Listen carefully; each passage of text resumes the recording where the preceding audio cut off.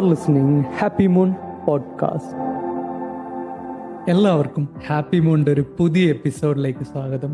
ഇന്ന് നമ്മൾ പരിചയപ്പെടാൻ പോകുന്നത് എൻ്റെ ഒരു ഫ്രണ്ടിനെയാണ്, എൻ്റെ ഒരു ബാച്ച്മേറ്റ് ആണ്, ജയറാം.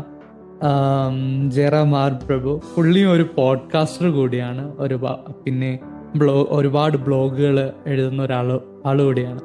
അപ്പോൾ നമ്മൾ ജയറാമിൻ്റെ ഒരു റൈറ്റിംഗ് ജേണി, പിന്നെ അതിൽ ഒപ്പം ഉണ്ടാവുന്ന കുറേ കാര്യങ്ങളും അതിൽ വരുന്ന എങ്ങനെ ഒരു കണ്ടന്റ് കൺസിസ്റ്റൻ്റ് ആയിട്ട് നമുക്ക് പ്രൊഡ്യൂസ് ചെയ്യാൻ പറ്റും, അങ്ങനെയുള്ള കുറച്ച് കാര്യങ്ങൾ നമ്മൾ ഈ പോഡ്കാസ്റ്റിൽ ഡിസ്കസ് ചെയ്യാൻ പോവാണ്. ആദ്യം നമുക്ക് ജയറാമിനെ വെൽക്കം ചെയ്യാം.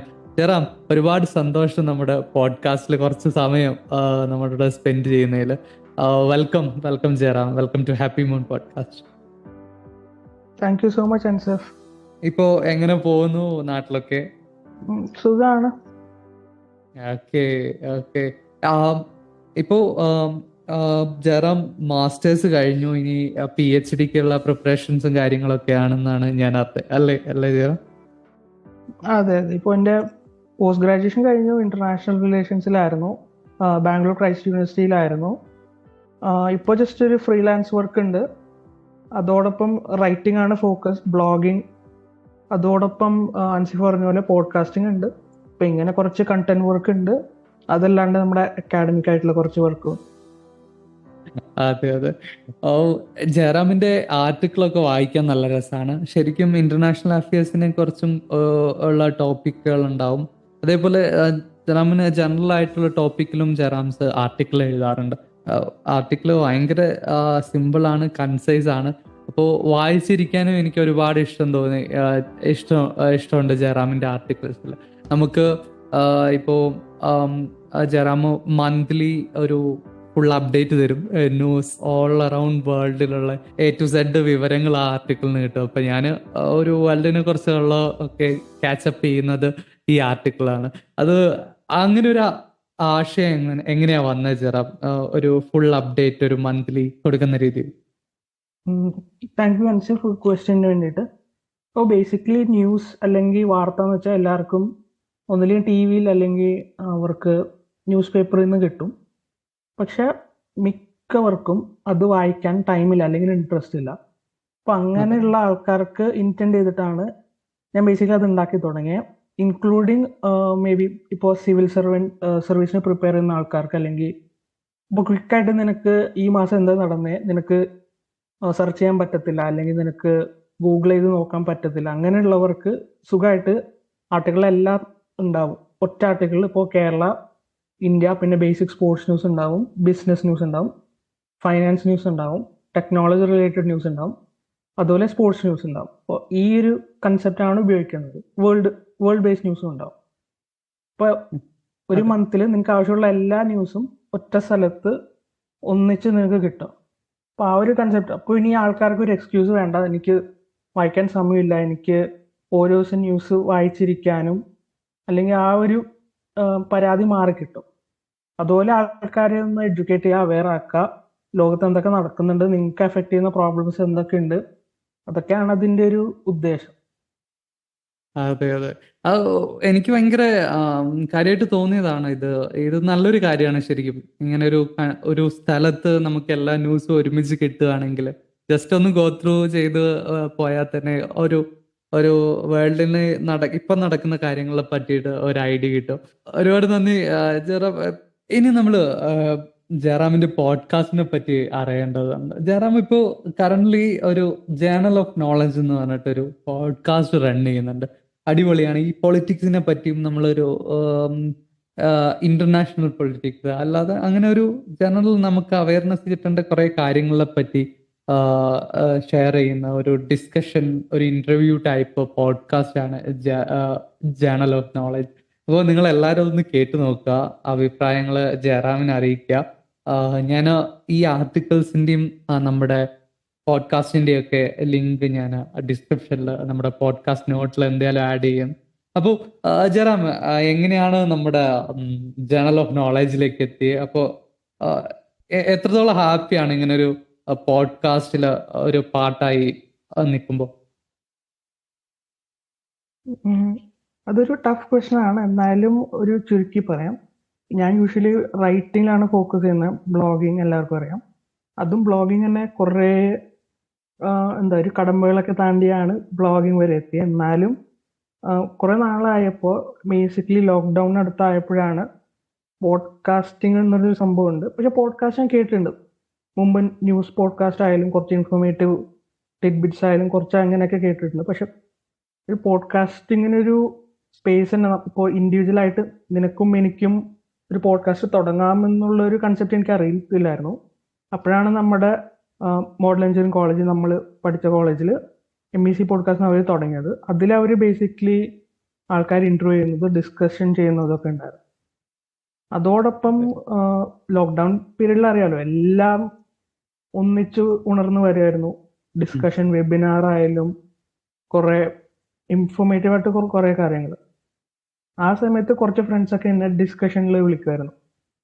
വാ നമുക്ക് ഈ ഇഷ്യൂവിനെ പറ്റി ഡിസ്കസ് ചെയ്യാം, ദേ ഇപ്പോൾ ഇത് നടക്കുന്നുണ്ട്, ദേ പാൻഡമിക്കിനെ കുറിച്ച് നടക്കുന്നുണ്ട്.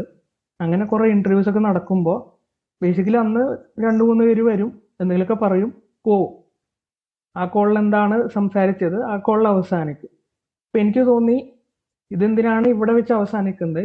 ഇപ്പോൾ ഒരു ഇൻഫോർമേറ്റീവ് ആയിട്ടുള്ള കാര്യം ഞാൻ നിനക്ക് അൻസിഫിനോട് പറയുകയാണെങ്കിൽ അത് നമുക്ക് സേവ് ചെയ്ത് വെക്കാൻ പറ്റുവാണെങ്കിൽ മേ ബി 4 ആൾക്ക് അയച്ചു കഴിഞ്ഞാൽ അവർക്കത് ഉപകാരപ്പെടും.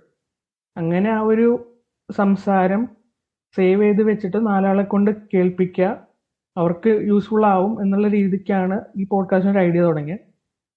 നമ്മൾ ആർട്ടിക്കിൾസിൽ എന്താണ് എഴുതുന്നത് അതേ ഒരു സാധനം ഇച്ചിരിയും കൂടെ എലാബറേറ്റ് ആയിട്ട് ഇവര് 30-45 മിനിറ്റ്സ് ടു 1-1.5 hours വരെയൊക്കെ എൻ്റെ പോഡ്കാസ്റ്റ് ഒക്കെ പോകാറുണ്ട്. അപ്പോൾ അത്ര ഇലാബറേറ്റ് ആയിട്ട് നമ്മൾ ഓരോ ടോപ്പിക്കും ഡിസ്കസ് ചെയ്ത് ഭയങ്കര ബിഗിനർ ഫ്രണ്ട്ലി ആണ്. അങ്ങനെ ഇതുവരെ ഒന്നും അറിയില്ല, പക്ഷെ നീ ആ പോഡ്കാസ്റ്റ് എപ്പിസോഡ് കേട്ട് നോക്കിയാൽ നിനക്ക് മനസ്സിലാവും എന്താന്നുള്ളത്. അപ്പോൾ ആ ഒരു വെരി ബിഗിനർ ഫ്രണ്ട്ലി അപ്രോച്ചാണ് ഇതിൽ ഉപയോഗിക്കുന്നത്. അങ്ങനെ ആണ് ബേസിക്കലി ഐഡിയ തുടങ്ങിയത്. ഇപ്പോൾ ഒരു 20 എപ്പിസോഡ് കഴിഞ്ഞു, അങ്ങനെ പോകുന്നു. പക്ഷെ ഏറ്റവും ടഫ് എന്ന് വെച്ചാൽ നമ്മുടെ ആൾക്കാരെ കിട്ടുക.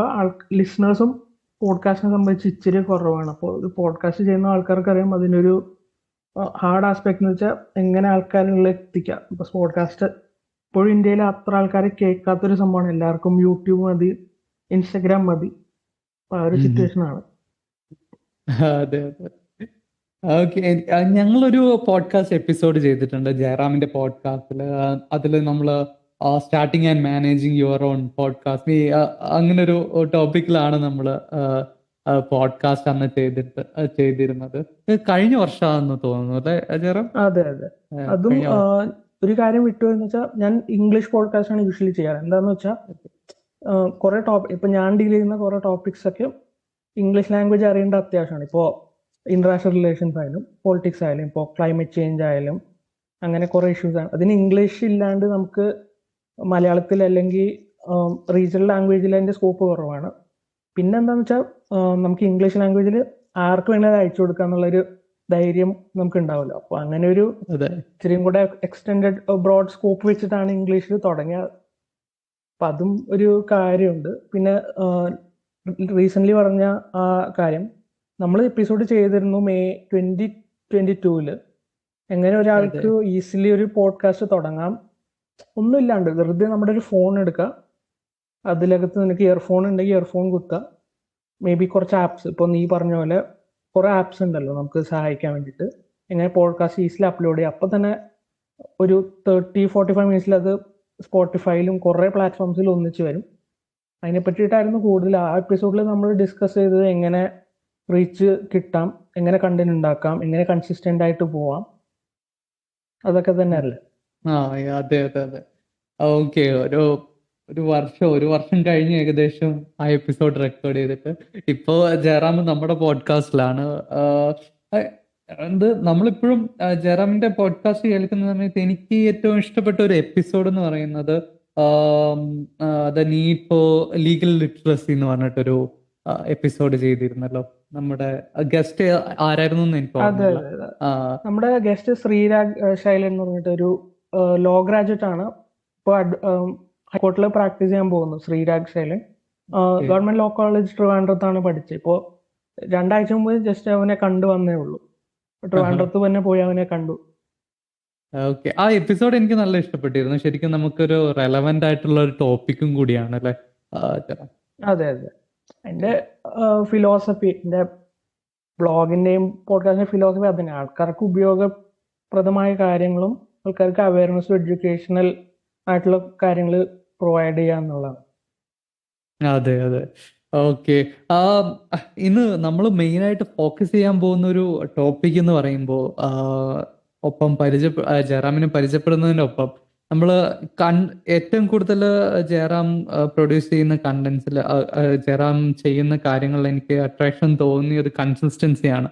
ജയറാം ഒരുപാട് നാളായി ഇപ്പോൾ ആർട്ടിക്കിൾ എഴുതാൻ തുടങ്ങിയിട്ട്. ജയറാം എപ്പോഴായിരിക്കും ഇത് സ്റ്റാർട്ട് ചെയ്ത ആർട്ടിക്കിൾ എഴുതുന്ന ഒരു ജേണി സ്റ്റാർട്ട് ചെയ്തിട്ട്? റൈറ്റിംഗ് എന്നൊരു കാര്യത്തിലേക്ക് ഞാൻ വന്നിട്ട് എനിക്ക് തോന്നുന്നു കുറെ നാളായി, ഒരു മോർ ദാൻ 6 years തന്നെയായി. ക്വോറ എന്നൊരു പ്ലാറ്റ്ഫോം എല്ലാവർക്കും അറിയാലോ, ക്വസ്റ്റ്യൻ ആൻസർ വെബ്സൈറ്റ്. അവിടെ നിന്നാണ് കഥ തുടങ്ങുന്നത്. ഒരു 12th നമ്മൾ എക്സാം എഴുതി ഇരിക്കുന്ന സമയത്ത് നമ്മൾ ക്വോറ തുറക്കുമ്പോൾ നമുക്ക് കുറെ ടിപ്സും അങ്ങനെ കുറെ ക്വറീസ് ഒക്കെ കാണാൻ പറ്റും. CBSE +2 എങ്ങനെ പാസ്സാവുക, അതുപോലെ JEE എങ്ങനെ എഴുതുക, അങ്ങനത്തെ ആൻസറൊക്കെ നോക്കിയിട്ട് അതിൽ തന്നെ ഞാൻ എഴുതി തുടങ്ങി. ഇപ്പോൾ നമുക്ക് കാണാൻ പറ്റും, ഇപ്പോൾ നീ ആ എക്സാം എഴുതിയാൽ നിനക്കറിയാൻ പറ്റില്ല അത് നിനക്ക് എങ്ങനെ പാസ്സാവാൻ പറ്റുന്നത്. അങ്ങനെ കുറെ ടിപ്സ് ഒക്കെ കൊടുത്ത് കഴിഞ്ഞ് ലോങ് ആൻസറിലേക്ക് മാറി. അതോടൊപ്പം കുറെ തന്നെ ഞാൻ നല്ലോണം തപ്പി തുടങ്ങി നമുക്ക് ഇൻട്രസ്റ്റ് ഉള്ള ടോപ്പിക്സ് ഒക്കെ എന്തൊക്കെയാണ്. അങ്ങനെ ഞാൻ പൊളിറ്റിക്കൽ റൈറ്റിംഗിലേക്ക് കയറിയിട്ട് അത് കഴിഞ്ഞ് ഓട്ടോമാറ്റിക്കലി ഞാൻ കോളേജിലേക്ക് ചേർന്നു. MEC ചേർന്നപ്പോൾ കണ്ടന്റ് ടീം, ആ സമയത്ത് എക്സൽ കണ്ടന്റ് ടീമിൽ സീനിയേഴ്സ് ഉണ്ടായിരുന്നു. അപ്പോൾ സീനിയേഴ്സ് ഡയറക്റ്റ്ലി എന്നെ അപ്രോച്ച് ചെയ്തു, നമുക്ക് കണ്ടന്റ് ടീമിലേക്ക് വരുന്നുണ്ടോ, ജോയിൻ ചെയ്യാൻ താല്പര്യം ഉണ്ടെങ്കിൽ പോകുന്നോ, നീ ഓൺലൈനിലൊക്കെ എഴുതുന്നതല്ലേ, പോവാന്ന് പറഞ്ഞു. അവിടെ നിന്ന് കണ്ടന്റ് ടീമിലേക്ക് അതുവരെ എനിക്ക് കണ്ടന്റ് അങ്ങനത്തെ സംഭവം ഉണ്ടോ, കണ്ടന്റ് റൈറ്റിംഗ് അങ്ങനത്തെ ഒന്നും എനിക്ക് അറിയണ്ടായിരുന്നു.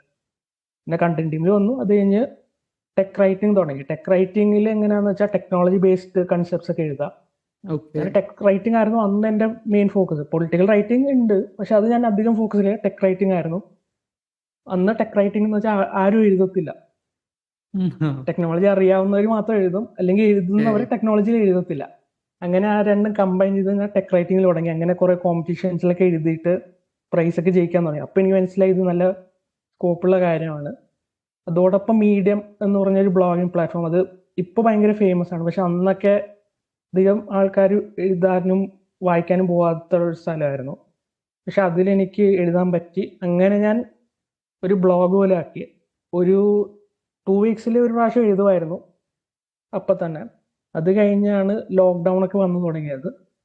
ലോക്ക്ഡൗൺ വന്നപ്പോൾ ഒരു കമ്മ്യൂണിറ്റി ഒക്കെ ഉണ്ടാക്കി, വാട്സാപ്പിൽ ബ്രോഡ്കാസ്റ്റ് ചെയ്യാൻ തുടങ്ങി, മെസ്സേജ് ഓരോ 2 ആഴ്ച അതേ ബ്ലോഗ് ഇറങ്ങി. അതോടൊപ്പം എല്ലാവരും ഓൺലൈൻ ആയപ്പോൾ നല്ല ഗ്രോത്ത് ഉണ്ടായിരുന്നു. അപ്പൊ തന്നെ കുറെ കോഴ്സൊക്കെ ഞാൻ ചെയ്തു തുടങ്ങി.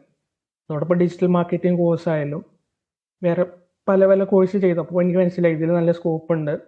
കണ്ടന്റ് റൈറ്റിംഗ്, കോപ്പി റൈറ്റിംഗ്, പിന്നെ കുറേ ഫീൽഡിലേക്ക് ഞാൻ വന്നു. അവിടെ നിന്നാണ് ഫ്രീലാൻസിങ് ഒക്കെ പഠിച്ചത്. ഇതൊക്കെ ചെയ്യാൻ പറ്റും, ഇങ്ങനെ ചെയ്യാം അങ്ങനെ ചെയ്യാം. അതോടൊപ്പം പോഡ്കാസ്റ്റിംഗ് തുടങ്ങി. അതോടൊപ്പം ഞാൻ ഒരു 1 yearനടുത്ത് ഞാൻ ക്യാമ്പസ് റിപ്പോർട്ടിംഗ് ചെയ്തു ഓൺലൈൻ മനോരമയ്ക്ക്. അന്നും എനിക്ക് ഹെൽപ്ഫുൾ ആയത് ഈ ഞാൻ എഴുതി തുടങ്ങിയതും ഈ ബ്ലോഗ്സ് ഒക്കെ എഴുതുന്നതൊക്കെ തന്നെയാണ്. അതൊക്കെ തന്നെ ഇവർക്ക് അയച്ചു കൊടുത്ത് ഇവർക്ക് ഇൻട്രസ്റ്റ് ആയിട്ട് ഓൺലൈൻ മനോരമയില് ഒരു 1 yearന് ചെയ്തു. അന്ന് എനിക്കൊരു 5 to 6 ആർട്ടിക്കിൾസ് എനിക്ക് പബ്ലിഷ് ചെയ്യാൻ പറ്റി അണ്ടർ മൈ ബൈലൈൻ. 2-3 ആർട്ടിക്കിളും കൊടുത്തിരുന്നു, പക്ഷെ അത് നിർഭാഗ്യവശാൽ അത് പബ്ലിഷ് ആയില്ല. പക്ഷെ അതൊരു നല്ല എക്സ്പീരിയൻസ് ആയിരുന്നു. നമ്മുടെ പേര് തന്നെ വെച്ചിട്ട് ഒരു വലിയ മീഡിയ ഹൗസിന്റെ ബൈലൈനിൽ നമ്മുടെ ആർട്ടിക്കിളൊക്കെ വരിക എന്ന് വെച്ചാൽ അതിനെ വെച്ചിട്ട് എനിക്ക് കുറെ കമ്പനിയിലൊക്കെ കണ്ടന്റ് റൈറ്റിങ്ങിന് ചേരാനൊക്കെ പറ്റി. അതോടൊപ്പം ഞാൻ പറഞ്ഞല്ലോ ബേസിക് ഫിലോസഫി നമ്മൾ ആൾക്കാരെ അവെയർ ആക്കുക, എഡ്യൂക്കേഷൻ പ്രൊമോട്ട് ചെയ്യുക, അതൊക്കെ തന്നെയാണ് ബേസിക്. പിന്നെ എന്താന്ന് വെച്ചാൽ ടെക് റൈറ്റിങ്ങിനൊപ്പം ഞാൻ ഓരോ വർഷം അക്കാഡമിക് ഇയറിന്റെയും സെമസ്റ്റർ വൈസ് അക്കാഡമിക് ടിപ്സും അതൊക്കെ ഞാൻ കൊടുക്കുമായിരുന്നു. എഞ്ചിനീയറിംഗിലായാലും ഞാൻ PGക്കായാലും. അപ്പൊ അങ്ങനെ കുറേ ഡിഫറെൻറ്റ് ടോപ്പിക്സിൽ എഴുതി തുടങ്ങിയ എല്ലാം അത്യാവശ്യം നന്നായിട്ട് പോയി, നന്നായിട്ട് ഇപ്പോഴും പോകുന്നു. അതാണ് സ്റ്റോറി. Okay okay Jayaram. ജയറാമിന്റെ കണ്ടന്റ് റൈറ്റിംഗിലൊക്കെ എനിക്ക് ഏറ്റവും കൂടുതൽ തോന്നിയ കാര്യം ഭയങ്കര കൺസിസ്റ്റന്റ് ആയിട്ട് ആർട്ടിക്കിൾ അപ്ലോഡ് ചെയ്യാറുണ്ട്. Weekly one episode, one article ഉണ്ട് അല്ല അല്ല ജയറാം? ഒരു ആർട്ടിക്കിൾ വെച്ചിട്ടല്ലേ വീക്ക്ലി ചെയ്യുന്ന? അത് വീക്ക്ലി ഇടയ്ക്ക് ഒരു ഉം. പാൻഡമിക്കിന് അടുത്തൊരു 2 ഇയേഴ്സിന് നമ്മൾ വീക്ക്ലി വൺസ് ആണ് ഇട്ടുകൊണ്ടിരുന്നത്. പക്ഷെ ഇപ്പോൾ കുറേ ഇഷ്യൂസും വർക്ക് ലോഡും സ്കെഡ്യൂളിന്റെ പ്രശ്നം കാരണം 1 ആർട്ടിക്കിൾ ഇൻ 2 വീക്സ് ആക്കി. Okay okay. ബട്ട് സ്റ്റിൽ ഒരു കൺസിസ്റ്റന്റ് ആയിട്ട് ചെയ്യുന്നുണ്ട്. അത് ഭയങ്കര കാര്യമാണ്. ജയറാമിന് കൺസിസ്റ്റൻസി എന്ന് പറഞ്ഞാൽ എന്താണ്? അപ്പോൾ എങ്ങനെയാണ് ആ കൺസിസ്റ്റൻസി ജയറാമിന്റെ ആർട്ടിക്കിളും ഇപ്പൊ മീഡിയത്തിലെ പ്രൊഫൈലിലും ഒരുപാട് ഫോളോവേഴ്സ് ഒക്കെ ഉണ്ട്. അപ്പൊ കൺസിസ്റ്റൻസി എങ്ങനെയാണ് ഇമ്പാക്ട് ചെയ്തിരിക്കുന്നത് നമ്മുടെ ഒരു റൈറ്റിംഗ് കരിയറിൽ, ജയറാമിന്റെ ഒരു റൈറ്റിംഗ് കരിയറിൽ? ഇപ്പൊ എല്ലാവരും ഇപ്പോൾ ഡിജിറ്റൽ മാർക്കറ്റിംഗ് ആരോട് ചോദിച്ചാലും അവർ പറയുന്നത് ഏറ്റവും ഇമ്പോർട്ടൻ്റ് ആയിട്ടുള്ള ആസ്പെക്റ്റ് കണ്ടന്റ് ക്രിയേഷനിലായാലും കൺസിസ്റ്റൻ്റ് ആയിട്ട് നമ്മൾ ചെയ്യുന്ന കാര്യം നന്നായിട്ട് ചെയ്യുക, അതുപോലെ സ്റ്റിക്ക് ഓൺ ചെയ്യുക. ഒരു സ്കെഡ്യൂൾ ഉണ്ടെങ്കിൽ അത് സ്റ്റിക്ക് ഓൺ ചെയ്യുക. പക്ഷെ കുറേ പേർക്ക് എന്താ പറയുക, ഒരു ഡെയിലി എന്തെങ്കിലും പബ്ലിഷ് ചെയ്യാന്ന് പറഞ്ഞാൽ അതൊരു ടാസ്ക് തന്നെയാണ്. ഇപ്പം എന്ത് പറഞ്ഞാലും ചിലപ്പോൾ ഇന്ന് ഇടാൻ പറ്റും, ഇപ്പം നാളെ ഇടാൻ പറ്റില്ല. അങ്ങനെ ഒരു സിറ്റുവേഷൻ കുറേ പേർക്ക് ഉണ്ടാവും. എസ്പെഷ്യലി ഇപ്പോൾ നിങ്ങൾ സ്റ്റുഡൻ്റ് ആണ്, അല്ലെങ്കിൽ നിനക്കൊരു വർക്ക് ഉണ്ട്, അങ്ങനെയൊക്കെ ഉള്ളതാണെങ്കിൽ ഭയങ്കര ടഫ് തന്നെയാണ്. അതിൽ ഡൗട്ട്സ് ഒന്നുമില്ല. അപ്പോൾ എൻ്റെ കാര്യം എടുത്ത് നോക്കിയാൽ ഞാൻ കൂടുതൽ പബ്ലിഷ് ചെയ്യുന്നത് ലോങ് ഫോം ആർട്ടിക്കിൾസ് ആയാലും റിസർച്ച് ബേസ്ഡ് ടെക്നിക്കൽ ടോപ്പിക്സ് ഒക്കെയാണ്. അതിന് ഭയങ്കര റിസർച്ച് വേണം. നമുക്ക് വെറുതെ ഇന്നൊരു ആർട്ടിക്കിൾ, നാളെ ഒരു ആർട്ടിക്കിൾ, മറ്റന്നാൾ അങ്ങനെ ഒരു ഡെയിലി പബ്ലിഷിംഗ് ഒരു പോസിബിളേ അല്ല. അപ്പം ഞാനൊക്കെ ചെയ്യുന്നത് എന്താണെന്ന് വെച്ചാൽ നമ്മൾ ഹൈ ക്വാളിറ്റി ആർട്ടിക്കിൾ ഫോക്കസ് ചെയ്ത് വെക്കാം. പക്ഷെ അറ്റ് ദ സെയിം ടൈം നമ്മളത് നമ്മൾ സ്കെഡ്യൂൾ ഉണ്ടാക്കി വെക്കാം. മേ ബി വീക്ക്ലി വൺസ് ആണോ, അല്ലെങ്കിൽ 1 ആർട്ടിക്കിൾ ഇൻ 2 വീക്സ് ആണോ, അല്ലെങ്കിൽ 1 ആർട്ടിക്കിൾ ഇൻ എ മന്ത്. അങ്ങനെ ഒരു സ്കെഡ്യൂൾ നമ്മുടെ മനസ്സിൽ വെക്കാം. അല്ലെങ്കിൽ നിങ്ങൾക്ക് അത് ഫോളോ ചെയ്യാൻ പാടാണെങ്കിൽ നിങ്ങളൊരു സ്കെഡ്യൂൾ വെക്കുക. എന്തായാലും നമ്മളൊരു ആർട്ടിക്കിൾ പബ്ലിഷ് ചെയ്യും, അല്ലെങ്കിൽ ഒരു കണ്ടന്റ് മേ ബി ഇൻസ്റ്റാഗ്രാമിൽ എന്തെങ്കിലും അപ്ലോഡ് ചെയ്യാനായിരിക്കാം, ഒരു സ്റ്റോറി ഇടാനായിരിക്കാം. അതൊരു കൺസിസ്റ്റൻ്റിൽ അങ്ങനെ ചെയ്തു വെക്കാം. എന്നിട്ട് അത് ഫോളോ ചെയ്യാൻ ശ്രമിക്കാം. ഇപ്പോൾ നിങ്ങളൊരു ഭയങ്കര ടഫ് ആയിട്ടുള്ള ഒരു കണ്ടന്റ് ആണ് ഇടുന്നത്, ഇപ്പോൾ ഒരു ലോങ് വീഡിയോ അല്ലെങ്കിൽ ഒരു ലോങ് പോഡ്കാസ്റ്റ് ആണെങ്കിൽ നിങ്ങൾ ചെയ്തു വെക്കുക. അത് സ്കെഡ്യൂൾ അനുസരിച്ച് അപ്ലോഡ് ചെയ്യുക. അത് ഹൈ ക്വാളിറ്റി ആണെങ്കിൽ ഇച്ചിരി ടൈം എടുക്കുക. എന്തായാലും ഡെയിലി പബ്ലിഷിന് പോകണ്ട, ഒരു വീക്ക്ലി പബ്ലിഷിംഗ് പോലും വേണ്ട, ഒരു വൺസ് ഇൻ 2 വീക്സ് അല്ലെങ്കിൽ വൺസ് ഇൻ എ മന്ത് മതി, അത്ര ഹൈ ക്വാളിറ്റി ആണെങ്കിൽ. പക്ഷെ നിങ്ങളൊരു റീലാണ് അപ്ലോഡ് ചെയ്യുന്നത്, ഒരു 1 സ്റ്റോറി പെർ ഡേ ആണെങ്കിൽ അത് മാക്സിമം ചെയ്യാൻ നോക്കുക. അല്ലെങ്കിൽ ആരെങ്കിലും ഒരു ഏൽപ്പിക്കുക. അപ്പോൾ നിനക്ക് എന്ത് ചെയ്യാൻ പറ്റില്ല, നിന്റെ ഫ്രണ്ടിനെ ഏൽപ്പിക്കുക, അല്ലെങ്കിൽ നിന്റെ സിബ്ലിങ്സിനെ ഏൽപ്പിക്കുക, അല്ലെങ്കിൽ ജസ്റ്റ് സ്കെഡ്യൂൾ ചെയ്യാൻ പറ്റും. ഇപ്പോൾ ഫേസ്ബുക്ക് ബിസിനസ്സിൽ നമുക്കത് സ്കെഡ്യൂളൊക്കെ ചെയ്യാൻ പറ്റും. അതൊക്കെ മാക്സിമം സ്കെഡ്യൂൾ തെറ്റിക്കാതിരിക്കുക. അത് തന്നെ നമുക്കൊരു പ്ലസ് ആണ്. ഇപ്പോൾ ചിലപ്പോൾ ആരെങ്കിലുമൊക്കെ ചോദിക്കും, ഇന്ന് ആർട്ടിക്കിൾ ഇല്ലേ, അല്ലെങ്കിൽ ഈ വീക്ക് ആർട്ടിക്കിൾ ഇല്ലേ, ആർട്ടിക്കിൾ ടോപ്പിക് എന്തായിരിക്കും. അപ്പോൾ അങ്ങനെ ഒരു റീഡേഴ്സിനെ ഏറ്റവും നന്നായിട്ട് കിട്ടാനുള്ള വഴി കൺസിസ്റ്റൻ്റ് ആയിട്ട് പബ്ലിഷ് ചെയ്യുക എന്നുള്ളതാണ്. അതുപോലെ നമുക്ക് റൈറ്റ് ആൾക്കാർക്ക് അത് റീച്ച് കിട്ടും. ഇപ്പോൾ ന്യൂസ് ക്യാപ്സ്യൂളുടെ കാര്യം പറയുകയാണെങ്കിൽ, ഇപ്പോൾ ഒരു മാസത്തിൻ്റെ ന്യൂസ് മന്ത് എൻഡ് ആണ് നിനക്ക് കിട്ടാൻ പോകുന്നത്. അപ്പോൾ മന്ത് എൻഡ് കഴിഞ്ഞപ്പോൾ ആൾക്കാർ വേണമെങ്കിൽ ചോദിക്കും, ന്യൂസ് ക്യാപ്സ്യൂൾ എവിടെ, ന്യൂസ് എവിടെയുണ്ട്, ചെയ്തു കഴിഞ്ഞോ? ആ ഒരു ക്വസ്റ്റ്യൻ എന്തായാലും വരും. അപ്പൊ അതോടെ നമുക്ക് അഡ്വാൻറ്റേജ് എന്ന് വെച്ചാൽ നമ്മുടെ വർക്ക് കൺസിസ്റ്റന്റ്ലി ഇംപ്രൂവ് ചെയ്യും. എന്ത് കാര്യം നീ ഒരേ സാധനം കുറേ വർഷം അല്ലെങ്കിൽ ഒരു മാസത്തോളം ചെയ്തു വെച്ചാൽ മതി, നിന്റെ വർക്കിന്റെ ക്വാളിറ്റി ഇംപ്രൂവ് ആവും.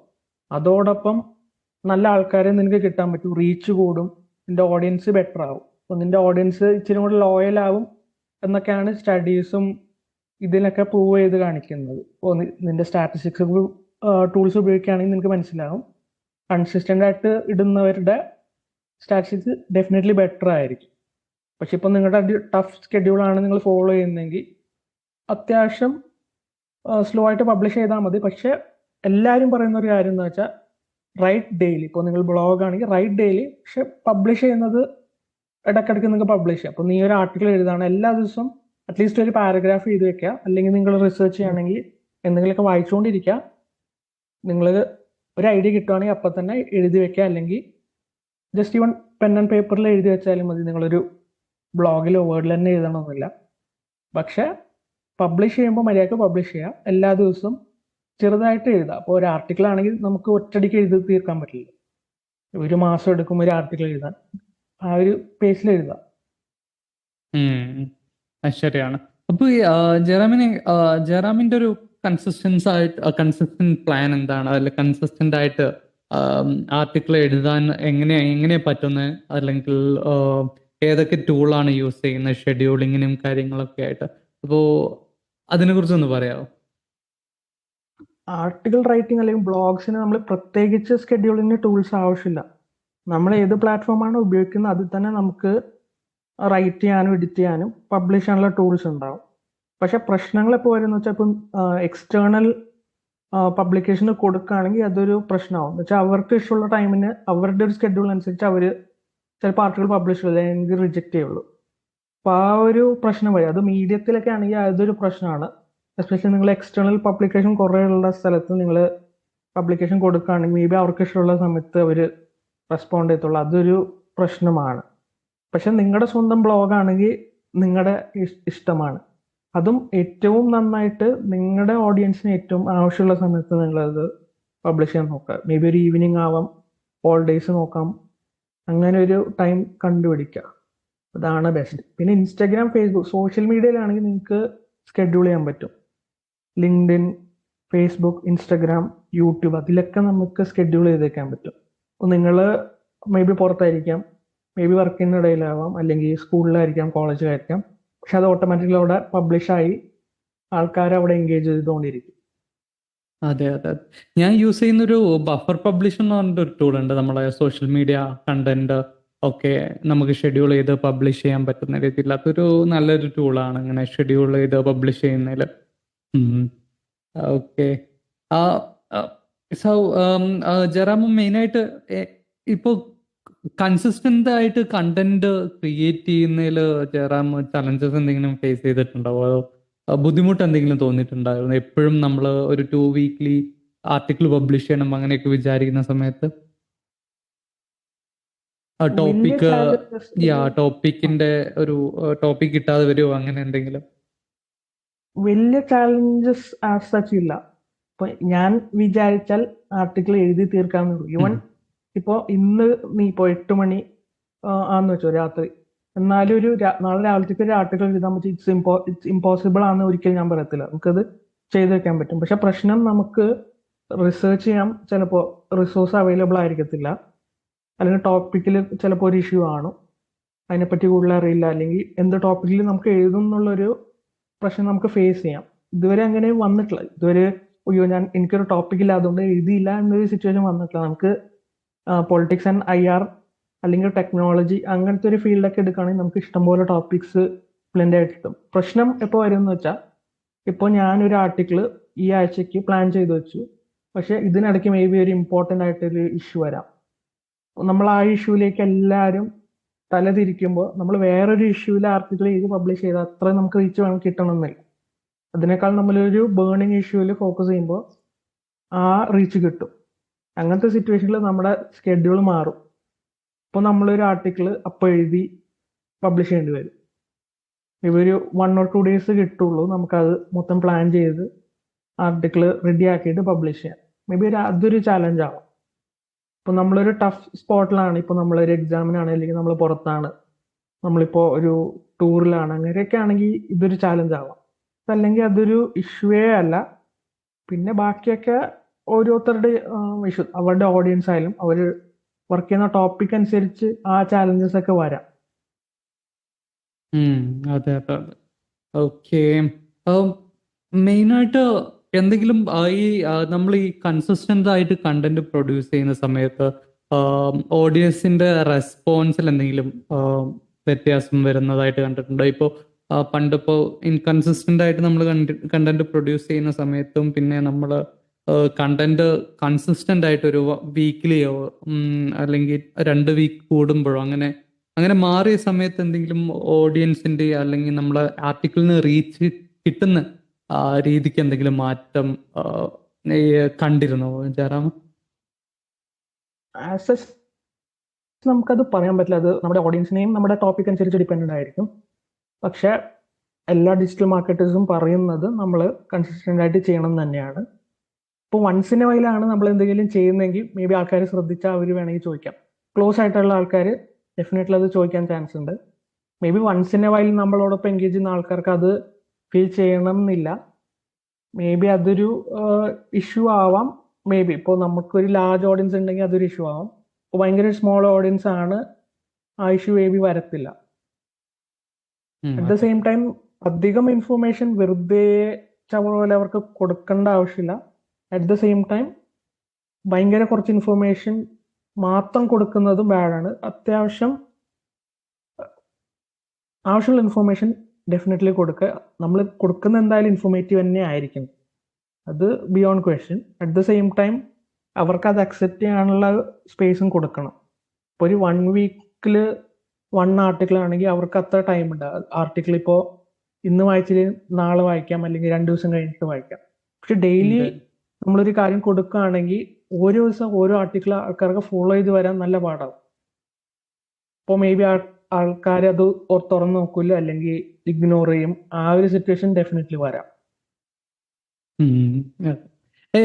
ജയറാമിനെ എങ്ങനെ തോന്നിയിട്ടുണ്ടോ പോഡ്കാസ്റ്റ് ചെയ്യുന്ന സമയത്തും പിന്നെ പോഡ്കാസ്റ്റിങ്ങിലും ആർട്ടിക്കിളിലും എന്താണ് വ്യത്യാസം ജയറാം ഒബ്സർവ് ചെയ്തിരിക്കുന്നത്? എന്തെങ്കിലും ഞാനും പണ്ട് ആർട്ടിക്കിൾ എഴുതണം എന്നൊക്കെ വിചാരിച്ച് പിന്നെ പിന്നെ കറങ്ങി തിരിഞ്ഞ് നമ്മൾ പോഡ്കാസ്റ്റിലേക്ക് എത്തിയതാണ്. എന്താണ് ജയറാമിന് രണ്ടും തമ്മിലൊരു വ്യത്യാസം തോന്നുന്നത്? എനിക്ക് ശരിക്കും പറഞ്ഞാൽ ആർട്ടിക്കിൾസ് ആണ് എളുപ്പം. ഓക്കെ. ആർട്ടിക്കിൾ ആകുമ്പോൾ നമ്മുടെ സ്പേസിനെ നമുക്ക് എഴുതി തീർക്കാം, നമുക്ക് പബ്ലിഷ് ചെയ്യാം, അല്ലെങ്കിൽ ഇപ്പോൾ എക്സ്റ്റർണലി പബ്ലിഷ് ചെയ്യാൻ കൊടുക്കുകയാണെങ്കിൽ അത് ചെയ്യാൻ പറ്റും എളുപ്പത്തിൽ. പോഡ്കാസ്റ്റിംഗ് ഇപ്പോൾ എൻ്റെ ബേസിലുള്ള പോഡ്കാസ്റ്റിംഗാണ് ഞാൻ ഉദ്ദേശിക്കുന്നത്. ഇപ്പോൾ ഇന്റർവ്യൂ ആണെങ്കിലും ആ ഒരു സിറ്റുവേഷൻ. ഇപ്പോൾ ഞാൻ ചെയ്യുന്നത് പോഡ്കാസ്റ്റിനൊപ്പം അതിൻ്റെ ഒരു കറസ്പോണ്ടിങ് ഒരു ആർട്ടിക്കിൾ ഉണ്ടാവും, ഒരു സമ്മറി പോലെ ആൾക്കാർക്ക് എല്ലാ ഇൻഫോർമേഷൻ. ഇപ്പോൾ ഇന്റർവ്യൂ ചെയ്യുന്ന ആളുടെ ബയോ, സോഷ്യൽ മീഡിയ ഹാൻഡിൽസ്, അതുപോലെ ഒരു ചെറിയൊരു സമ്മറി, എല്ലാ ലിങ്ക്സും ഒറ്റ പ്ലേസിൽ ഒരു ആർട്ടിക്കിൾ ഉണ്ടാവും. അപ്പം അത് പ്രിപ്പയർ ചെയ്യുക. അതോടൊപ്പം ഈ ഇന്റർവ്യൂവറിനെ കോണ്ടാക്ട് ചെയ്യുക. ആളുടെ ഫ്രീ ടൈമിൽ നമ്മൾ ഡിസൈഡ് ചെയ്യുക. ഫ്രീ ടൈം ഡിസൈഡ് ചെയ്യുന്നതാണ് ഏറ്റവും പ്രശ്നം. അവൾക്ക് ഫ്രീ ടൈം ഉള്ളവർക്ക് ഇപ്പം നമ്മൾ ഫ്രീ ആവില്ല, നമ്മൾ ഫ്രീ ഉള്ളപ്പോൾ അവർ ഫ്രീ ആവില്ല. അപ്പോൾ ആ ഒരു ഫ്രീ ടൈം ഡിസൈഡ് ചെയ്യുക. അതോടൊപ്പം ഞാൻ ലോങ് പോഡ്കാസ്റ്റ് ആണല്ലോ, അപ്പോൾ നമുക്ക് അത്രയും എഡിറ്റിംഗ് ഉണ്ടാവും. 1.5 hour ഒരു എഡിറ്റിംഗ് എന്തായാലും ഉണ്ടാവും.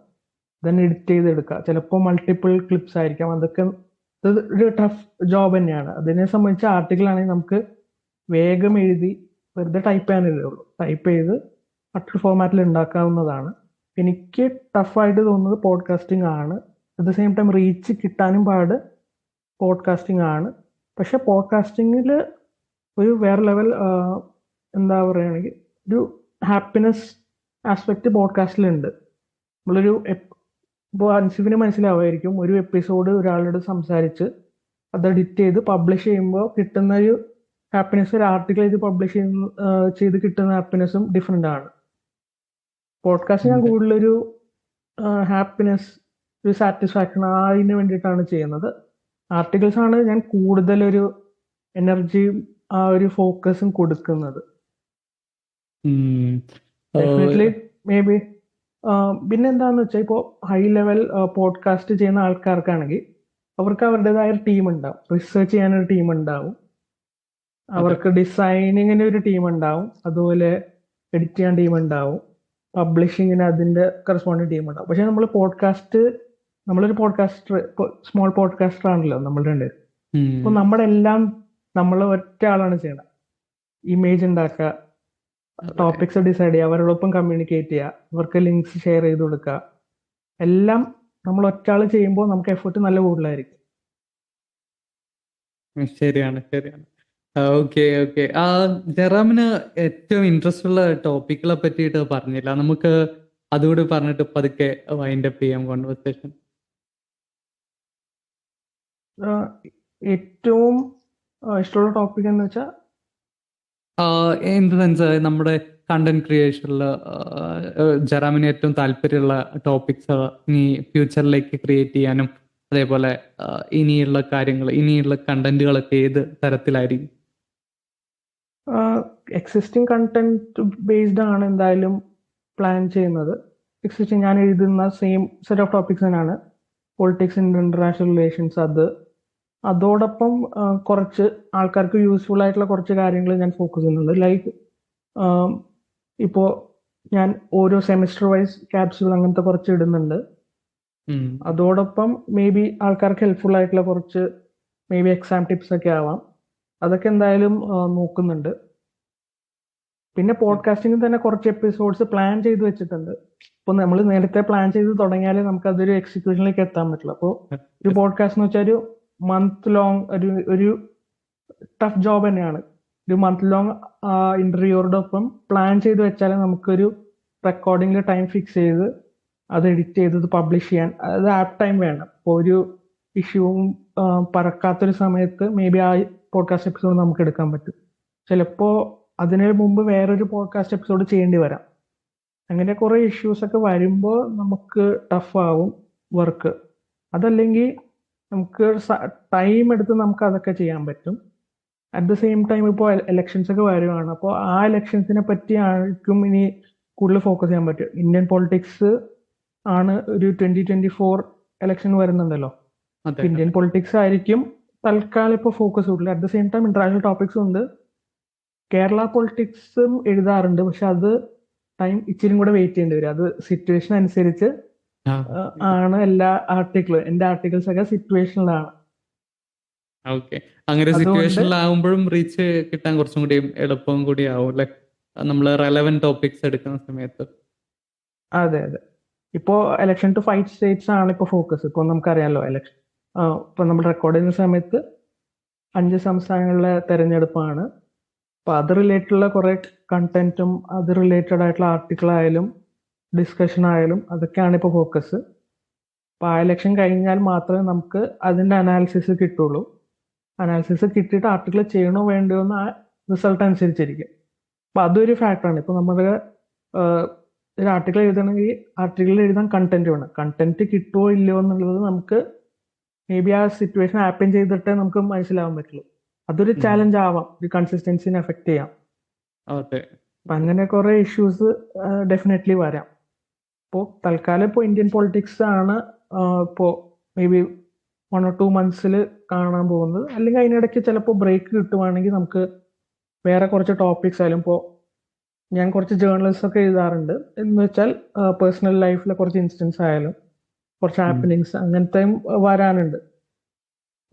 വർഷത്തിൽ 2 പ്രാവശ്യം ഈ ജേർണൽ പോലെ നമ്മുടെ ജീവിതത്തിൽ നടത്തുന്ന കുറച്ച് സംഭവങ്ങളൊക്കെ എഴുതാറുണ്ട്. അത് ഡെഫിനറ്റ്ലി മേ ബി ഡിസംബറിൽ വരുമായിരിക്കും, ഡിസംബർ ജനുവരി ആ ടൈമിൽ.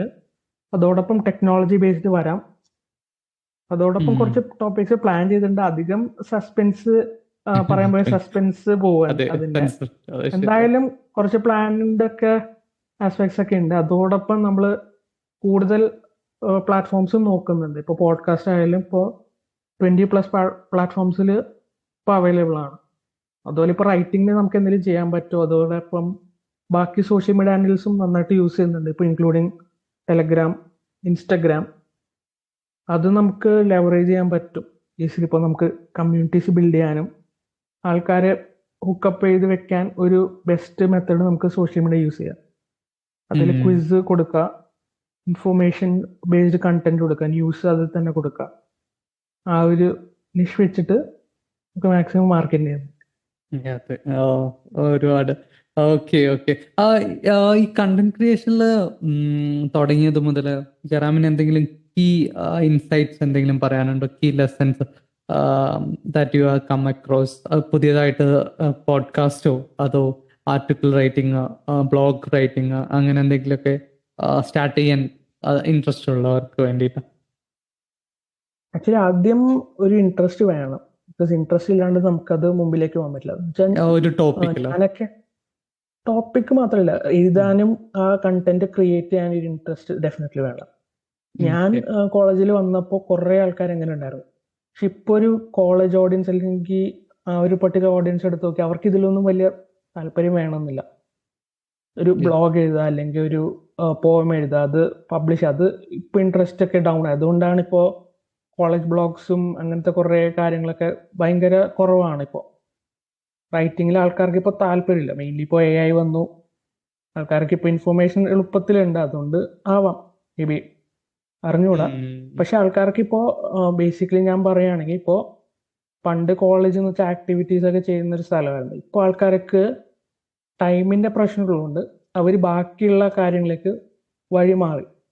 എന്ന് വെച്ചാൽ ഇപ്പോൾ ആ സെയിം സംഭവം, ഇപ്പൊ നീ കോളേജിൽ ആക്ടിവിറ്റി ചെയ്യുന്ന ഒരു സമയത്ത് നിനക്കിപ്പോൾ ഇന്റേൺഷിപ്പ് ചെയ്യാമെന്ന് വെച്ചോ, അല്ലെങ്കിൽ നിനക്ക് ഒരു പ്രോജക്റ്റിൽ വർക്ക് ചെയ്യുകയാണെങ്കിൽ ആൾക്കാർക്ക് അതിലാണ് വാല്യൂ കൂടുതൽ. അപ്പോൾ ആ ഒരു ടൈം അവർക്ക് വേസ്റ്റ് ചെയ്യുക എന്ന് അവർ പറയും.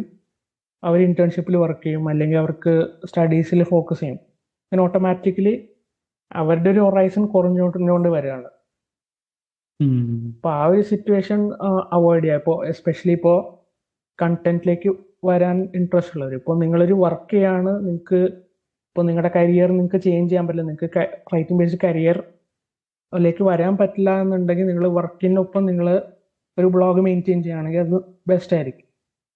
ഈ വീക്ക്ലി വൺസ് ഒരു ബ്ലോഗ് വർക്കൗട്ട് ചെയ്തിട്ട് ഏതെങ്കിലും ഒരു പ്ലാറ്റ്ഫോം, മീഡിയം ആണ് ബെസ്റ്റ് റൈറ്റിങ്ങിന് വേണ്ടിയിട്ട്. അതല്ലെങ്കിൽ നിങ്ങൾക്ക് സ്വന്തം WordPress ആയാലും blogger.com ആയാലും, അങ്ങനെ കുറേ ആൾക്കാരുണ്ട് ഓൺലൈനിൽ. നമ്മൾ റൈറ്റിംഗ് കമ്മ്യൂണിറ്റീസ് ജോയിൻ ചെയ്ത മിക്കവരും ഒരു വർക്കിനൊപ്പം ഒരു സൈഡ് ബിസിനസ്സോ അല്ലെങ്കിൽ ഒരു സൈഡ് ഇൻകം പോലെ ബ്ലോഗ് എഴുതി വെക്കുന്നവരുമുണ്ട്. പക്ഷെ നിങ്ങളൊരു കോളേജ് സ്റ്റുഡൻ്റ് ആണെങ്കിൽ നിങ്ങൾക്ക് ടൈം അത്യാവശ്യം കൂടുതൽ കിട്ടും, പ്ലാൻ ചെയ്യാനും നിങ്ങൾക്ക് കൺസിസ്റ്റൻ്റ് ആയിട്ട് വർക്ക് ചെയ്യാനും. അതോടൊപ്പം നിങ്ങൾക്ക് എന്ത് നിഷിലാണ് റൈറ്റ് ചെയ്യണം, നിങ്ങളുടെ ടോപ്പിക് എന്താണ്, അതനുസരിച്ച് ഫോക്കസ് ചെയ്യാം. അങ്ങനെയാണ് പ്രൊസീഡ് ചെയ്യേണ്ടത്. അതോടൊപ്പം നിങ്ങൾക്ക് അതിൽ കൂടുതൽ ഓപ്പർച്യൂണിറ്റീസ് ഒക്കെ വേണമെന്നുണ്ടെങ്കിൽ ലിങ്ക്ഡിനിൽ ഇന്റേൺഷിപ്സ് ഒക്കെ നോക്കാം. ഇന്റേൺഷാൻ അങ്ങനെ കുറേ പ്ലാറ്റ്ഫോമിൽ ഇപ്പോൾ ഇന്റേൺഷിപ്സ് ഒക്കെ നോക്കാം. പക്ഷെ അത് അധികം മേ ബി ഒരു റിവാർഡിങ് ആവണം എന്നില്ല. May be first few days, months or years നിങ്ങൾക്ക് വെയിറ്റ് ചെയ്യേണ്ടി വരും അത്യാവശ്യം നല്ലൊരു റിസൾട്ട് വേണമെങ്കിൽ. അപ്പോൾ ആ ഒരു പേഷ്യൻസ് ഡെഫിനറ്റ്ലി വേണം. അതല്ലാണ്ട് ഇതൊക്കെയാണ് ബേസിക് ലെസൺ. പിന്നെ നിങ്ങൾക്ക് റൈറ്റിംഗിൽ ബ്ലോഗിങ് സ്പെസിഫിക് ആയിട്ട് ഞാൻ പറയുകയാണെങ്കിൽ, നിങ്ങൾക്ക് ഒരു ഐഡിയ എപ്പോഴും സ്ട്രൈക്ക് ആണെങ്കിൽ അതൊന്ന് എഴുതി വെക്കാം. അല്ലെങ്കിൽ നിങ്ങൾക്ക് ഒരു ലാപ്ടോപ്പ് ഉണ്ട്, അതിൽ എവിടെയെങ്കിലും ഒന്ന് ടൈപ്പ് ചെയ്ത് വെക്കാം, ഒരു ലിസ്റ്റ് ഉണ്ടാക്കാം. അപ്പോൾ നിങ്ങൾക്ക് എളുപ്പമായിരിക്കും നിങ്ങളുടെ ഐഡിയാസ് നാവിഗേറ്റ് ചെയ്യാൻ വേണ്ടിയിട്ട്. നിങ്ങൾക്ക് ഈസിലി കൺവേർട്ട് ചെയ്ത് വെക്കാൻ പറ്റും. അതുകൊണ്ടാണ് എല്ലാവരും പറയുന്നത് എല്ലാ ദിവസവും എഴുതുക. അപ്പോൾ നമുക്ക് ഐഡിയാസ് മാക്സിമം ഫ്ലോ ചെയ്യും മനസ്സിൽ. അപ്പോൾ തന്നെ ആ കൺസിസ്റ്റൻസി ഓട്ടോമാറ്റിക്കലി വരും.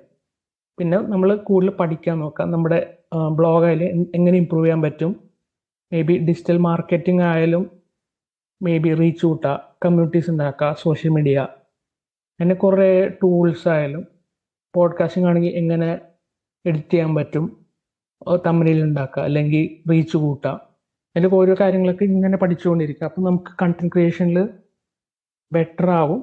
അതോടൊപ്പം നമ്മുടെ കരിയർ ആ ഡയറക്ഷനിലേക്ക് പോകും.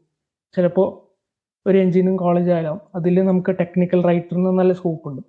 ഇപ്പോൾ ടെക്നോളജി അറിയാം, നിങ്ങൾക്ക് എഴുതാൻ പറ്റും, ടെക്നിക്കൽ ഡോക്യുമെൻറ്റേഷൻ ഉണ്ട്, അങ്ങനെ കുറേ ഡിഫറെൻറ്റ് കരിയർ ഓപ്പർച്യൂണിറ്റീസും ഫീൽഡ്സ് നിങ്ങൾക്ക് ട്രൈ ചെയ്യാൻ പറ്റും. അതൊരു കരിയർ ഓപ്പർച്യൂണിറ്റി നിങ്ങൾക്ക് ബിൽഡ് ചെയ്തെടുക്കാൻ പറ്റും. മേ ബി നിങ്ങൾ എഞ്ചിനീയറിംഗ് കോളേജിലോ അല്ലെങ്കിൽ ഏതെങ്കിലും കോളേജിൽ മേ ബി എഞ്ചിനീയർ ആവാം, അല്ലെങ്കിൽ മേ ബി ഏതെങ്കിലും വേറെ കരിയർ ആയിരിക്കാം. പക്ഷെ നിങ്ങൾ ഓട്ടോമാറ്റിക്കലി കണ്ടന്റ് റൈറ്റിംഗ് അല്ലെങ്കിൽ കണ്ടന്റ് ക്രിയേഷനിലേക്ക് വഴി മാറിയേക്കാം. അതാണ് മെയിൻലി ആ ഒരു ഡിഫറൻസ് ഡെഫിനറ്റ്ലി വന്നേക്കാം. പിന്നെ നമുക്ക് ഈ ആർട്ടിക്കിൾ റൈറ്റിംഗിലൊക്കെ നമുക്കൊരു സെക്കൻഡ് ഇൻകം ആയിട്ട് നമുക്ക് കിട്ടാവോ? അതോ സാധ്യതയുണ്ടോ നമുക്കൊരു ഇൻകം ജനറേറ്റിംഗ് മീഡിയ ആയിട്ട് നമുക്ക് ആർട്ടിക്കിൾ റൈറ്റിംഗ് ഒക്കെ കാണാൻ പറ്റുമോ? പോഡ്കാസ്റ്റിംഗ് ഇപ്പോൾ നമുക്ക് എന്തായാലും കുറച്ച് ടൈമിലേക്ക് മോണിറ്റൈസേഷൻ ഒന്നും സ്റ്റാർട്ട് ചെയ്തിട്ടില്ല എന്നറിയാം. പക്ഷെ what about this article and blogging? Possible ആണോ എന്ന് വെച്ചാൽ പോസിബിൾ ആണ്. ചെയ്യുന്നവരുണ്ട്, ചെയ്യാത്തവരുണ്ട്. ബേസിക്കലി ഇപ്പോൾ ഒരു ബിഗിനറിന് സജസ്റ്റ് ചെയ്യുകയാണെങ്കിൽ നിങ്ങൾ ഇൻകം പ്രതീക്ഷിച്ചിട്ട് ഇങ്ങോട്ടേക്ക് വരരുത്. ഇൻകം മേ ബി കിട്ടിയേക്കാം, അത് നിങ്ങളുടെ മികവനുസരിച്ചിരിക്കാം, അല്ലെങ്കിൽ നിങ്ങൾ ചെയ്യുന്ന വർക്കിനനുസരിച്ചിരിക്കാം, അല്ലെങ്കിൽ നിങ്ങളുടെ ടോപ്പിക്, അതൊക്കെ കുറേ ഫാക്ടേഴ്സ് ഡിപ്പെൻഡ് ചെയ്താണ്. പക്ഷേ ഇപ്പോൾ ഇപ്പോൾ വേൾഡ് ആസ് ഓഫ് നൗ നിങ്ങൾ എടുത്തു നോക്കുകയാണെങ്കിൽ എല്ലാവർക്കും ഇപ്പോൾ വിഷ്വൽ കണ്ടന്റ് മതി. പിന്നെ AI ടൂൾസ് ഓൾറെഡി ഉണ്ട്. അതുകൊണ്ട് കണ്ടന്റ് ക്രിയേഷനിൽ നിന്നൊരു നല്ലൊരു തുകയ്ക്ക് വേണ്ടി പണിയെടുക്കുക എന്നുള്ള ഒരു ആസ്പെക്ട് കുറഞ്ഞുകൊണ്ടിരിക്കുക. അതുകൊണ്ടാണ് ബ്ലോഗിങ് ചെയ്യുന്ന ആൾക്കാർ ഇപ്പോൾ പോഡ്കാസ്റ്റിംഗിലേക്കും ബ്ലോഗ് ബേസ്ഡ് ചാനൽസിലേക്ക് മാറുന്നുണ്ട്. പക്ഷെ ബ്ലോഗിൽ നിന്ന് പൈസ ഉണ്ടാക്കുന്നവർ കുറേ പേരുണ്ട്. ഇപ്പോൾ മീഡിയം ആണെങ്കിൽ അത്യാവശ്യം ഒരു സൈഡ് ഇൻകം നമുക്ക് എടുക്കാൻ പറ്റും. പക്ഷെ അതൊരു നല്ലൊരു ടൈം വെയിറ്റ് ചെയ്യണം. നിങ്ങൾക്കൊരു നല്ലൊരു എമൗണ്ട് എന്ന് വെച്ചാൽ ഞാൻ ഉദ്ദേശിക്കുന്നത് ഇപ്പോൾ ഇന്ത്യൻ ടേംസിൽ നല്ലൊരു എമൗണ്ട് കിട്ടാനും US-ലൊക്കെ മെജോറിറ്റി ഇപ്പോൾ മീഡിയം യൂസ് ചെയ്യുന്നവർക്ക് സൈഡ് ഇൻകം ആണത്. അതുകൊണ്ട് അവർക്ക് മീഡിയത്തിൽ നിന്ന് ഇൻകം ഇച്ചിരി വേരി ചെയ്താലും പ്രശ്നമില്ല. പിന്നെ അടുത്ത പ്രശ്നം എന്താണെന്ന് വെച്ചാൽ ഞാൻ പറഞ്ഞ പോലെ ഇത് ഒരു പെർമനന്റ് സോഴ്സ് ഓഫ് ഇൻകം അല്ല. ഞാൻ ബ്ലോഗ് ചെയ്തു, ഇന്ന് ചിലപ്പോൾ 1000 രൂപ കിട്ടിയേക്കാം, നാളെ ചിലപ്പോൾ 0 ആയിരിക്കാം, മറ്റന്നാൾ ചിലപ്പോൾ 100 രൂപ കിട്ടും. അതൊരു വേരിയിങ് ഇൻകം ആയിരിക്കും. അപ്പൊ അതിനൊപ്പം നിങ്ങൾ ബ്ലോഗിങ് ആണെന്നുണ്ടെങ്കിൽ, നിങ്ങൾ കോളേജ് സ്റ്റുഡന്റ് ആണ്, നിങ്ങൾ ബ്ലോഗ് ചെയ്യുന്നത്, നിങ്ങൾക്ക് കുറച്ച് പൈസ ഉണ്ടാക്കാൻ പറ്റുന്നു, വെൽ ആൻഡ് ഗുഡ്. പക്ഷെ നിങ്ങളൊരു വർക്കിലേക്കാണ് പോകുന്നതെങ്കിൽ നിങ്ങൾ ആ വർക്കിനൊപ്പം നിങ്ങൾ ബ്ലോഗ് മെയിൻറ്റെയിൻ ചെയ്യുക. അതിൽ നിന്ന് നിങ്ങൾക്ക് പൈസ ഉണ്ടാക്കാൻ പറ്റുവാണെങ്കിൽ ദാറ്റ്സ് ബെറ്റർ. അപ്പോൾ നിങ്ങൾക്കൊരു സൈഡ് ഇൻകം ആയി. പക്ഷെ നിങ്ങൾക്ക് റൈറ്റിംഗ് ആണ് നിങ്ങളുടെ ഫുൾ ടൈം ഇൻട്രസ്റ്റ് ആണെങ്കിൽ നിങ്ങൾ ഫ്രീലാൻസ് പോലത്തുള്ള ഓപ്ഷൻസ് നോക്കണം. അപ്പം അതിന് നിങ്ങൾ ഏറ്റവും ബെസ്റ്റ് നിങ്ങൾ ഓൺലൈനിൽ കുറേ ഇന്റേൺഷിപ്സ് നോക്കുക. എന്നിട്ട് നിങ്ങളുടെ കരിയർ അങ്ങോട്ടേക്ക് ഷിഫ്റ്റ് ചെയ്യുക. ഒറ്റയടിക്ക് നമ്മൾ ഒരു എക്സ്പീരിയൻസ് ഇല്ലാണ്ട് റൈറ്റിങ്ങിൽ നിന്ന് നമുക്ക് പൈസ ഉണ്ടാക്കാം എന്ന് പറഞ്ഞിട്ട് റൈറ്റിങ്ങിലേക്ക് വന്നിട്ട് കാര്യമില്ല. പണ്ട് റൈറ്റിങ്ങിൽ നിന്ന് കുറേ ഇൻകം ബ്ലോഗ് വെച്ചിട്ട് ഉണ്ടാക്കാൻ പറ്റിയെന്നവർക്ക് ഇപ്പോൾ ചെയ്യാൻ പറ്റില്ല. എന്താണെന്ന് വെച്ചാൽ ഇന്റർനെറ്റിൽ അത്രയും കൂടുതൽ ബ്ലോഗ്സ് ഉണ്ട്. ഇപ്പോൾ പറയാൻ പോവുകയാണെങ്കിൽ പണ്ട് മേ ബി ഒരു വ്യൂവർ ചിലപ്പോൾ ഒരു 20 to 30 റുപ്പീസ് മേ ബി ബ്ലോഗിനൊക്കെ കൊടുക്കുന്നുണ്ടെങ്കിൽ ഇപ്പോൾ മേ ബി ചിലപ്പോൾ less than 1 rupee may be ഒരു പൈസയൊക്കെ ആ റേഞ്ചിലായിരിക്കാം. ഇപ്പോൾ കൂടുതൽ പോകുന്നത് വീഡിയോ കണ്ടന്റ് ആണ്. ഇപ്പോൾ വീഡിയോ കണ്ടന്റിലാണ് ഇപ്പോൾ എല്ലാവരും യൂട്യൂബ് ഷോർട്സ് ആയാലും റീൽസ്, ടിക്ടോക്ക്, ഇതിനൊക്കെയാണ് ഇപ്പോൾ എല്ലാവർക്കും ബ്ലോഗൊന്നും വായിച്ചിരിക്കാൻ സമയമില്ല. ബ്ലോഗിങ് എൻഡ് ആവുന്നു എന്ന് പറഞ്ഞിട്ട് കാര്യമില്ല. അറ്റ് ദ സെയിം ടൈം ഇപ്പോൾ കമ്പനീസ് കണ്ടന്റ് റൈറ്റേഴ്സിനെ ഹയർ ചെയ്യുന്നുണ്ട്. പക്ഷെ അവരെയും പേ ഒക്കെ നല്ല കുറവ്. ഇപ്പോൾ കേരളത്തിലാണെങ്കിൽ ഒരു എൻട്രി ലെവലിൽ അവർ കൊടുക്കുന്ന മാക്സിമം 15,000 20,000 ആണ്. നിങ്ങൾ ഇത്രയും പഠിച്ചു കഴിഞ്ഞ് നിങ്ങൾക്ക് മിയർ 20,000 ജോബ് നിങ്ങൾ ഹാപ്പി ആണെങ്കിൽ ഇറ്റ്സ് ഫൈൻ. പക്ഷെ അറ്റ് ദ സെയിം ടൈം ഇപ്പോൾ നിങ്ങൾക്ക് പേഴ്സണലി ബ്ലോഗ് ഉണ്ട്, അപ്പോൾ ഫ്രീലാൻസ് റൈറ്റർ ആണ്, അതോടൊപ്പം നിങ്ങൾക്ക് ഒരു വർക്കും കൂടെ മാനേജ് ചെയ്യുകയാണെങ്കിൽ നിങ്ങൾക്ക് നല്ല ഇൻകം ഉണ്ടാക്കാം. പക്ഷെ മിയർലി ഞാൻ ബ്ലോഗ് ചെയ്യുന്ന തന്നെ പൈസ ഉണ്ടാക്കും എന്നുള്ളവർ ഭയങ്കര ടൈം വെയിറ്റ് ചെയ്യേണ്ടി വരും. ആ വെയിറ്റിംഗ് നിങ്ങൾ തയ്യാറാണെങ്കിൽ ഇത് ബെറ്റർ ആണ്. അല്ലെങ്കിൽ നിങ്ങളൊരു വർക്കിംഗ് പ്രൊഫഷണൽ ആണ്, നിങ്ങൾക്കൊരു സൈഡ് ഇൻകം ആയിട്ട് ബ്ലോഗിങ്ങിനെ കൺസിഡർ ചെയ്യാവുന്നതാണ്. മേ ബി ഈവൻ കോളേജ് ലൈഫിൽ നിങ്ങൾക്ക് ഒരു പോക്കറ്റ് മണി ആവാം. ഈവൻ ഒരു മന്ത്ലി നിങ്ങൾക്ക് ഒരു 2,000 3,000 റുപ്പീസ് ഒക്കെ ഉണ്ടാക്കാൻ പറ്റുകയാണെങ്കിൽ ഇറ്റ്സ് മോർ ദാൻ ഗുഡ്. നിങ്ങളുടെ ബേസിക് എക്സ്പെൻസ് ഒക്കെ അതിൽ കവർ ആവും. അതെ, ഒരുപാട് സന്തോഷം ജയറാം. നമ്മൾ ഏകദേശം നമുക്ക് എൻഡ് ചെയ്യാൻ ടൈം ആയിരുന്നു. നമ്മുടെ ജയറാമിന്റെ പ്രൊഫൈലുകളും ബ്ലോഗ് പോഡ്കാസ്റ്റിന്റെ ലിങ്ക് ഒക്കെ ഞാൻ പോഡ്കാസ്റ്റ് നോട്ടിൽ ആഡ് ചെയ്യുന്നതായിരിക്കും. ജയറാമിന്റെ ബാച്ച്മേറ്റ് കൂടിയാണ്, ഞങ്ങൾ ഒരേ കോളേജിലാണ് പഠിച്ചത്. അപ്പോൾ ഒരുപാട് സന്തോഷം ജയറാം പോഡ്കാസ്റ്റിൽ വന്നതിലും. നമുക്ക് കുറെ ഇനിയും ഫ്യൂച്ചറിൽ നമുക്ക് എപ്പിസോഡൊക്കെ ചെയ്യാൻ പറ്റുമെന്ന് വിശ്വസിക്കുന്നു. Sure, thank you so much Ansif. എനിക്കൊരു പ്ലാറ്റ്ഫോം തന്നതിൽ. ഞാൻ ഇതുവരെ എൻ്റെ റൈറ്റിംഗ് ജേർണി അല്ലെങ്കിൽ ഒരു കണ്ടന്റ് ക്രിയേഷൻ മാത്രം ഫോക്കസ് ചെയ്ത് ഇതുവരെ ഒരു പോഡ്കാസ്റ്റ് ചെയ്തിട്ടുള്ള ആദ്യമായിട്ടാണ് അൻസിഫ് നീ എനിക്ക് ഇങ്ങനത്തെ ഒരു ടൈപ്പ് പോഡ്കാസ്റ്റിന് ഒരു പ്ലാറ്റ്ഫോം തന്നെ. ഇതുവരെ കുറേ പോഡ്കാസ്റ്റ് ചെയ്തായാലും ഈ ഒരു കണ്ടന്റ് ക്രിയേഷൻ എന്നൊരു ടോപ്പിക്ക് എക്സ്പ്ലോർ ചെയ്യാനും അത് ആൾക്കാർക്ക് പറഞ്ഞു കൊടുക്കാനും ആദ്യമായിട്ടാണ് എനിക്ക് അവസരം ഉണ്ടായിരുന്നത്. Thank you so much Ansif.